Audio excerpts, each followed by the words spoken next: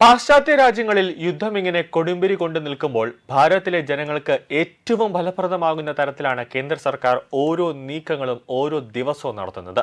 Join the legacy of excellence at Little Flower Engineering Institute, Kalmasheri.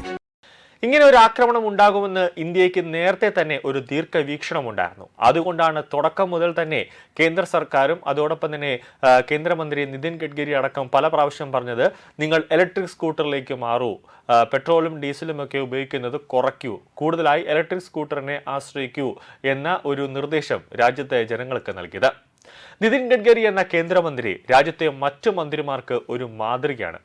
കാരണം ഇങ്ങനെ രാജ്യത്തെ ജനങ്ങളെ സേവിക്കണം, എങ്ങനെ ഒരു ക്രൈസിസ് വരുമ്പോൾ കൂടെ നിൽക്കണം, ഒരു ക്രൈസിസ് വരുമ്പോൾ പേടിച്ച് ഓടുന്നതല്ല ഒരു മന്ത്രി എന്ന നിലയിലുള്ള ഒരു പ്രധാനപ്പെട്ട കാര്യം.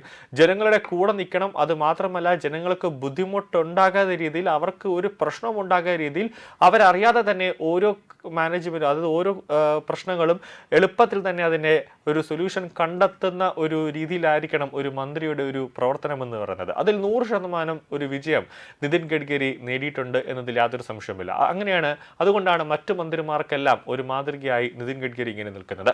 ഇന്ത്യയുടെ പ്രതിപക്ഷ നേതാവുണ്ട് രാഹുൽ ഗാന്ധി. ഈ യുദ്ധം നടക്കുമ്പോൾ രാജ്യത്തെ ജനങ്ങൾക്ക് വേണ്ടി അവർക്ക് ഉപകാരപ്രദമാവുന്ന ഒരു ഐഡിയയും അല്ലെങ്കിൽ പ്രതിപക്ഷ നേതാവിൻ്റെ ഭാഗത്ത് നിന്നും ഉള്ള ഒരു സന്ദേശമോ അല്ലെങ്കിൽ ഒരു ഐഡിയ പോലും കേന്ദ്ര സർക്കാരിന് പ്രതിപക്ഷ നേതാവ് കൊടുത്തിട്ടില്ല. രാഹുൽ ഗാന്ധിയുടെ ലക്ഷ്യം എങ്ങനെയും മോദിയെ താഴെ ഇറക്കുക, ഒരു ഇടക്കാല പ്രധാനമന്ത്രിയാകുക, എങ്ങനെയെങ്കിലും ഒരു ജൻസി കലാപം രാജ്യത്ത് നടത്തുക, അതിൻ്റെ ഒരു തയ്യാറെടുപ്പിലാണ് രാഹുൽ ഗാന്ധി നിൽക്കുന്നത്. അല്ലാതെ ജനങ്ങൾക്ക് നേട്ടമുണ്ടാകുന്ന ഒരു കാര്യവും ചെയ്യാൻ രാഹുൽ ഗാന്ധി ഇന്ന് വരെ ഇറങ്ങി തിരിച്ചിട്ടില്ല എന്നതാണ് ഏറ്റവും പ്രധാനപ്പെട്ട കാര്യം. അത് ഇന്നും അന്നും കോൺഗ്രസ് എല്ലാം ഒരു രീതി തന്നെയാണ്.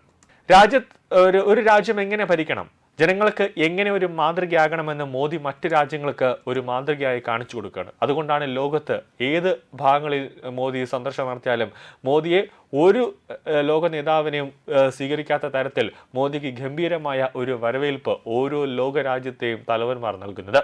നിലവിൽ ഇനിയും യുദ്ധം നീണ്ടാൽ ഒരർത്ഥത്തിൽ പാചകവാദത്തിന് ക്ഷാമം വരാനുള്ള സാധ്യത ഉണ്ട് എന്നാണ് ഇപ്പോൾ കേന്ദ്ര സർക്കാർ തന്നെ അനൗദ്യോഗികമായി പറയുന്നത്. ഇപ്പോൾ ഈ വീടുകളിലെ ഗാർഹിക പാചകവാതകത്തിനൊന്നും തന്നെ ഇപ്പോൾ വില കൂട്ടിയിട്ടില്ല. പക്ഷേ മറ്റ് ഹോട്ടലുകളിലൊക്കെ ഉപയോഗിക്കുന്ന വാണിജ്യ പാചകവാതകത്തിന് വില കൂട്ടിയിട്ടുണ്ട്. പക്ഷേ അധികം വൈകാതെ തന്നെ ഗാർഹിക പാചകവാതകത്തിനും വില കൂട്ടേണ്ടി വരും എന്നൊരു നീക്കമുണ്ട്. പക്ഷേ അതിനെയൊക്കെ തരണം ചെയ്യുന്ന തരത്തിലേക്കാണ് ഇപ്പോൾ കേന്ദ്ര സർക്കാർ ഒരു കാര്യം തന്നെ ചെയ്യുന്നത്.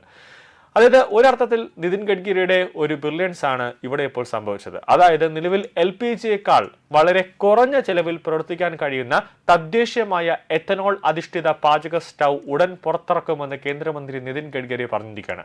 നാഗ്പൂരിൽ നടന്ന ഒരു പൊതുപരിപാടിയിലാണ് ഗഡ്കരി ഈ മാറ്റത്തെക്കുറിച്ച് ഒരു നിർണായകമായ പ്രഖ്യാപനം നടത്തിയത്. അങ്ങനെ ഒരു എത്തനോൾ സ്റ്റൗ പുറത്തിറങ്ങുമ്പോൾ ഇനി 1000 രൂപ കൊടുത്തോ അല്ലെങ്കിൽ 1500 രൂപ കൊടുത്തോ ഇനി പാചകവാത സിലിണ്ടറുകൾ വാങ്ങേണ്ട ഒരു ആവശ്യവും ഉണ്ടാകില്ല എന്നതാണ് ഏറ്റവും പ്രധാനപ്പെട്ട കാര്യം.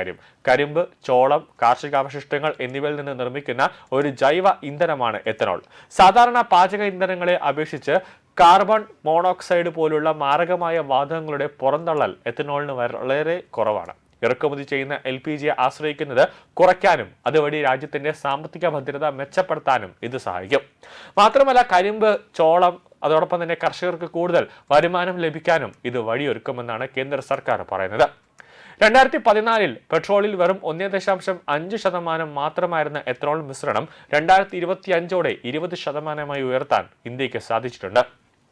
ഈ ആത്മവിശ്വാസത്തോടെയാണ് രാജ്യം പാചകവാതങ്ങൾക്ക് അല്ലെങ്കിൽ പാചക ആവശ്യങ്ങൾക്ക് എത്തനോൾ ഉപയോഗിക്കാനുള്ള തയ്യാറെടുപ്പുകൾ നടത്തുന്നത്. ഇറാൻ യുദ്ധം കാരണം അസംസ്കൃത എണ്ണയുടെ ലഭ്യതയിലും വിതരണത്തിലുമുള്ള പ്രതിസന്ധിയാണ് വാണിജ്യ സിലിണ്ടറുകളുടെ വിലയിൽ പ്രതിഫലിക്കുന്നത്. ഇത് നിയന്ത്രിക്കാൻ എത്തനോൾ ഉപയോഗിക്കുന്നതിലൂടെ കഴിയുമെന്നാണ് നിതിൻ ഗഡ്കരി തന്നെ ഇപ്പോൾ പറയുന്നത്.